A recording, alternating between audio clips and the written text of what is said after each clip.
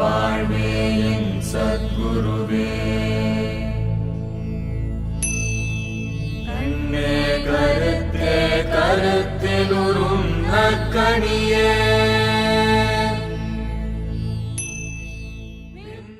Sadhguru, like I come from the hills, and Lord Shiva is the big boss there. Every household, every village, and all the little gods, every village, the village god is an incarnation of Lord Shiva in some form or the other.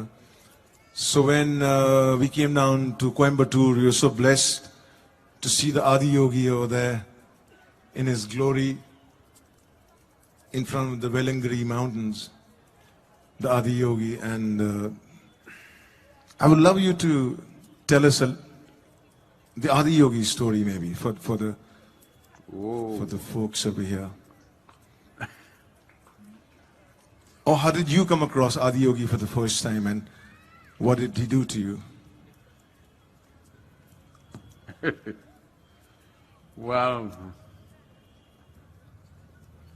now with a big Adiyogi face and many things I have done, people think I am a devotee of Shiva.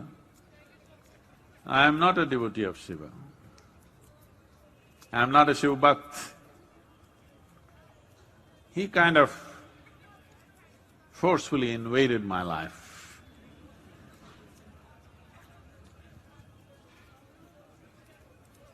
At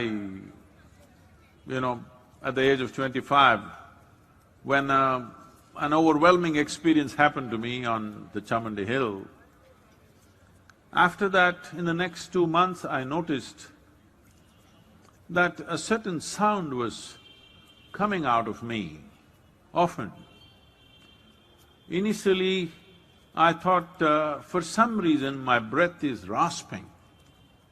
Even now, in United States, when I'm initiating people, when I say Shambho, I don't say it like this when I say shh. People say, Sadhguru, when you whistle, our energies go crazy. Why are you whistling like that? I said, it's not a whistle, I'm saying shh. So this sound started happening from within me like a rasp. I did not know what it is. All my life I had never uttered such words. I grew up as a confirmed atheist, very involved in the left movements of those days. This sound just coming out of me like this, I thought my breath, something crazy going on. But after some time it started coming out more distinctly. So it's not by choice I started saying these things and doing what I'm doing. I'm just a slave. And initially I fought. Then I knew this is like you versus cosmos game. I'm smart enough to understand it's not worth fighting. So I became his party.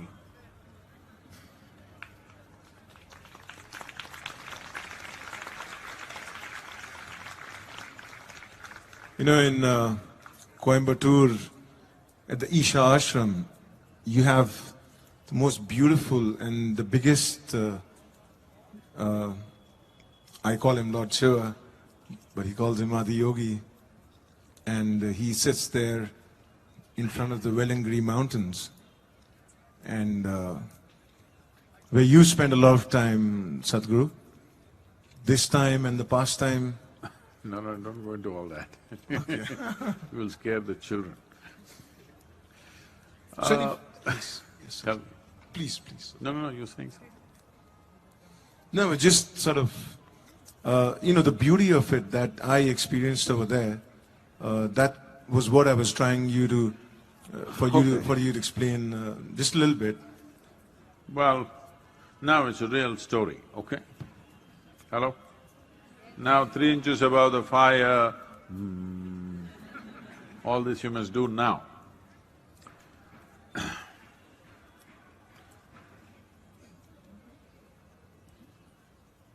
This happened many millennia ago. because in the mountains they call him Shiva. We'll go by that name when he is there. When he comes south, we will call him something else. There was a young woman in the southernmost tip of India, which is today known as Kanyakumari, which is…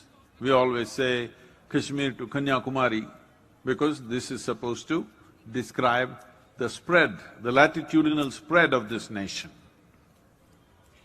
So Kanyakumari, even today, there is a temple for Kanyakumari. The story behind is this, her name was Punyakshi. She was like an oracle for the local population, who tells them when the rains will come, who tells them about the crops, who tells them about various things that may happen in that society. So she's a very valuable oracle for them. But she fell in love with Shiva, okay? No WhatsApp. You must be wondering, the children, the young girls are wondering, how did she fall in love from Kanyakumari to Himalayas? Was she messaging him? No, no phone, no WhatsApp, no message, no Instagram, nothing. Just like that, hearing about him. So many stories wafted down this subcontinent and reached her ears. She imagined him, she created a virtual reality. See, I want you to understand this. People are thinking virtual reality is a new technology. What I'm telling you is, your entire life is a virtual reality because you are seeing life only the way it happens in your mind, isn't it? Right now you think you see me, but actually what's happening is this light is falling upon me, reflecting, going through your lenses, inverted image in the retina. You are seeing me only the way I'm projected in the firmament of your mind. So you have a virtual reality going.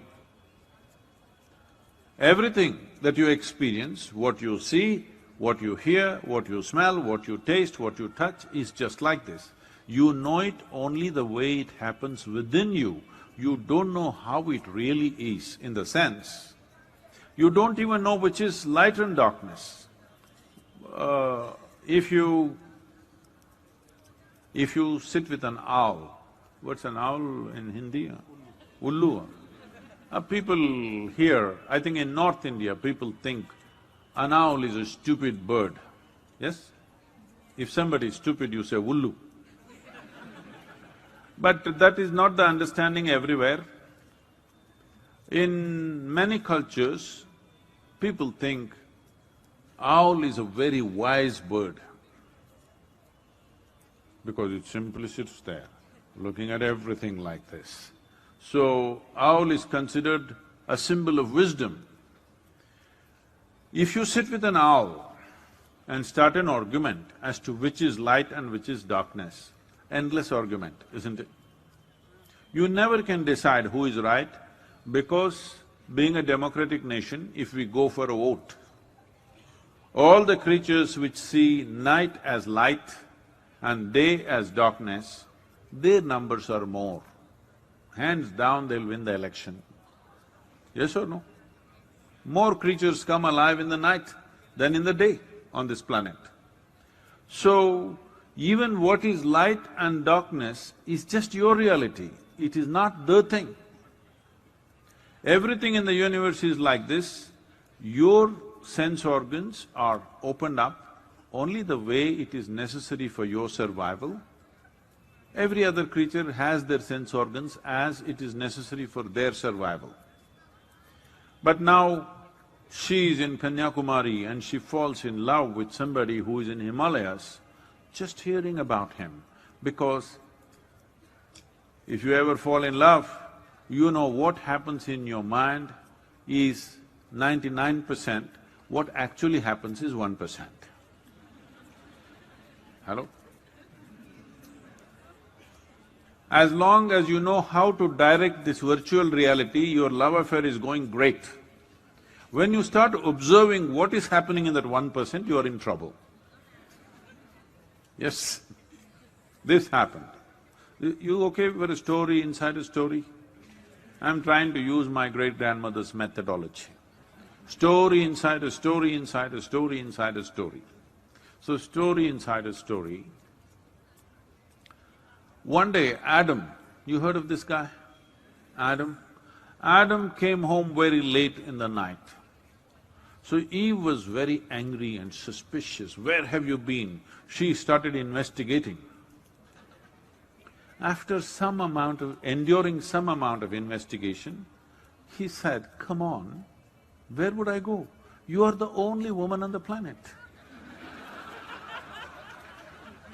Where do you think I would have gone?" Then she said, okay, she became all cuddly and happy, and they went to bed, she snuggled up and slept. After he completely fell asleep, she slowly counted the ribs. You're not getting it. What do? You're not getting it. Ladies are getting it, others are not getting it. She counted the ribs just to find out if he has used one more rib. Oh, it's gone.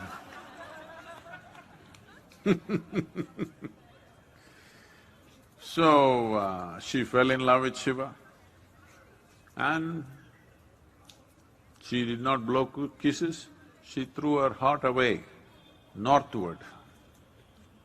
Somehow Shiva caught it. And though he was an ascetic, a yogi, but married, but this heart was so vibrant, he could not say no. So he started moving south, almost like being drawn, because one dimension of Shiva is that he is a bole. That is, he is innocent and has no intention or determination about anything, whichever way it draws, he goes that way. This heart was so intense, he simply started moving south.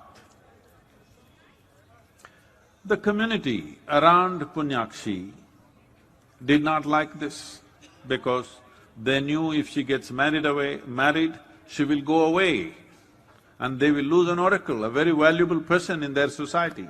So they tried to convince her in so many ways, but she has already thrown her heart away. So what to do?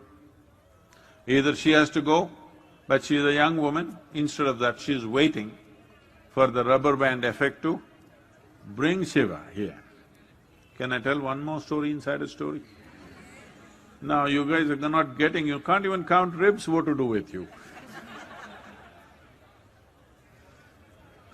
So story inside a story. This is stupid to explain it's a story inside a story, you should not, you must figure it out.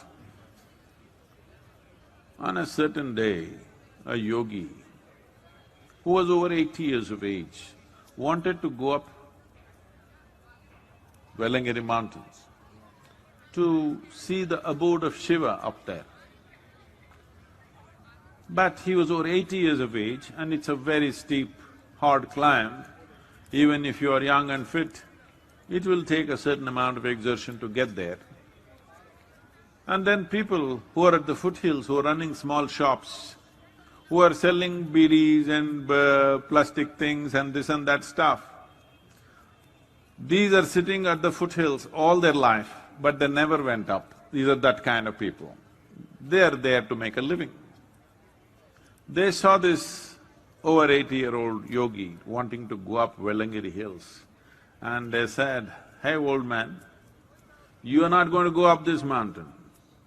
This is very steep and hard to climb, you will not make it. Just settle down here. There's a little temple here, settle down here. You are not going to go up there." So the yogi looked at them. These are all danda people. They don't understand what it means to go up anywhere. They're just trying to make a living. He said, "See, it's not about me going up or not going up. It's just that my heart is already gone there. The rest of the body will just catch up one way or the other." So Punyakshi is in that state, but Being a young woman, she's dignified, she doesn't want to go, she wants him to come. And he being little mindless, he's mindless. Mindless does not mean mad, because madness can only happen in the mind. One who is mindless is absolutely sane. Yes. Madness can only happen in your mind, isn't it? If you don't have a mind, where is the problem of madness? There never will be a problem of madness in your life. So he is mindless, and when he sensed the intensity of this heart, he just started moving south. Then the local community started devising all kinds of obstacles to see that they don't lose their oracle. But he starts coming south and he's coming closer and closer, the information is coming that he's getting close. So these people went halfway up, met him up there and said, "You cannot marry this girl." But he was in no mood to even listen. He just kept going south. Then they said, "See, if you want to marry our girl, you must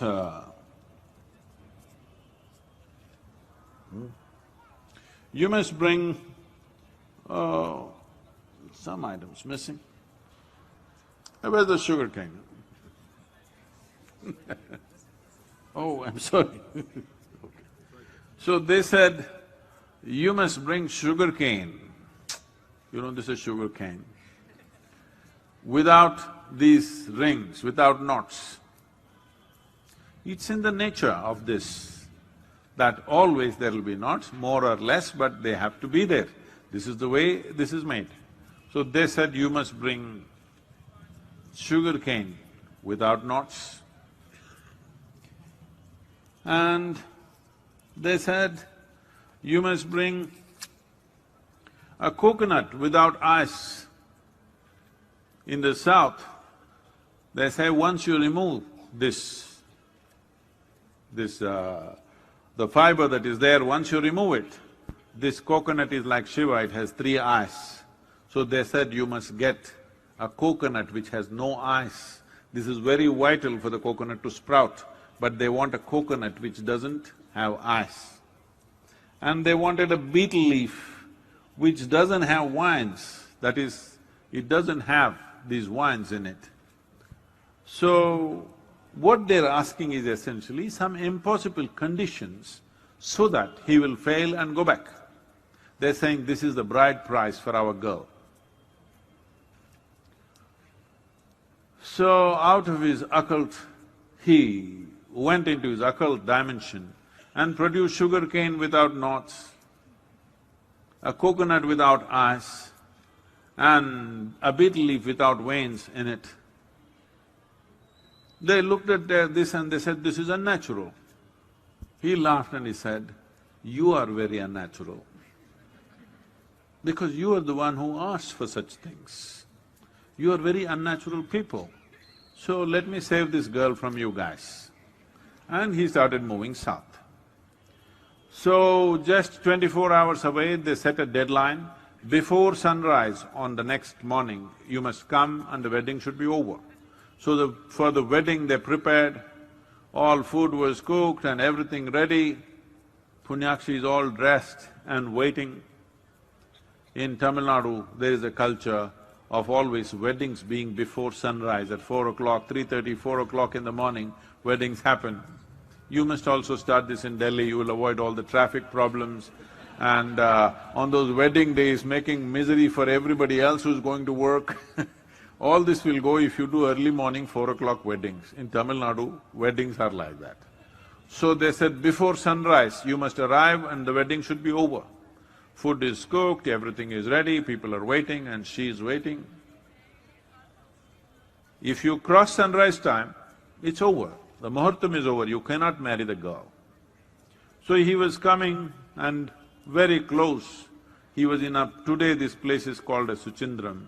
When he came to that place, what they did was, it was this kind of season, November, December, when it's misty. If you do not know this is something you must experience, you might have seen in the hills. that when it is misty to a certain extent, when the water particles in the air is at a certain density, if you light a fire like this on a mountain, it looks like the whole mountain is on fire, because every molecule of water acts like a prism and multiplies the fire millionfold and makes it so large. So knowing this, at an appropriate distance, they set up a fire with camphor, and when the fire burned, it looked like the sun has risen, an orange flame went up in the mist. So when Punyakshi saw this, that the sun has come up and Shiva has not come, she said, "This is it, he has abandoned me." And she left her body, standing. Even today, in the temple she is standing, looking looking with a certain expectation, standing, she left her body. In a certain sense of pride and a bit of anger, she left her body. When this came to Shiva, he was at Chutindram, and then he was totally despondent and frustrated that he could not fulfill such a simple need of hers, and he turned back. And then he came to Vilingiry Hills, and on top of the mountain he spent over 3.5 months. It is in the tradition of this culture, wherever Shiva spent one cycle of moon, that place will be referred to as Kailash. So even today, the Vilingiry Hills is referred to as Kailash of the south.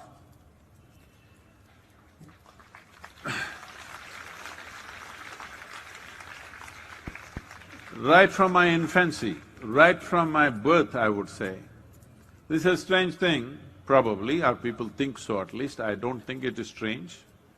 I think every child is capable of this. I remember things that happened around me when I was 3.5, 4 months of age. Simple things, not some earth-shaking events, simple things. I even remember what kind of sari my mother was wearing. She was having conversation with somebody, some local gossip, that also I know. When I grow up, I say, "You were saying this to this lady." She would be shocked, "You were just few months old, how the hell do you know this? Did somebody tell you?" These are not some things that somebody can tell you, because these are innocuous, small things, not some big events. So, right from that age, always in the background of my eyes, always I had a mountain peak. Till I was 16, I believed that everybody's eyes have mountain peaks. Only when I was 16 years of age, when I spoke to my friends about the mountains, they thought I was crazy. They said, "You're crazy, you lost your balance, where are mountains?" But I really believed everybody's eyes have a mountain peak, because it was constantly there. In my wakefulness, in my sleep, always there. So after 16 years of age, I started looking for this mountain. I trekked the whole of Western Ghats. I traveled from Goa, southern tip of Goa to Kanyakumari 11 times on my motorcycle, climbing every possible peak, trying to find that mountain. By the time I was 19, I knew it is not there, so I moved to Himalayas and I started trekking in Himalayas. The moment I saw Himalayas, I knew it is not there, because what I was seeing and the terrain was very different. It is only in 1987, I stepped into Coimbatore city and I realized the mountain is somewhere here. How this happened is, morning 3:45, I got off the bus, Mysore, Coimbatore, I take a night bus, it arrives too early, and I got down and suddenly this hit me, I didn't know what.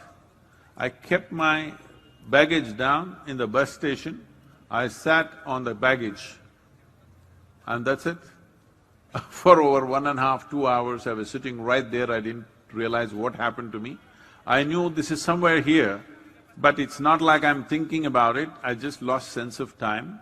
It is only around 6:15, these auto rickshaw drivers coming and poking me and asking where I want to go, that I really came to my senses. I knew it's somewhere close by. I found it in 1993, that is Vilingiry Hills. After I saw that peak, this vanished. When I saw it, I decided this is where we will set up the yoga center, and that's where we are today.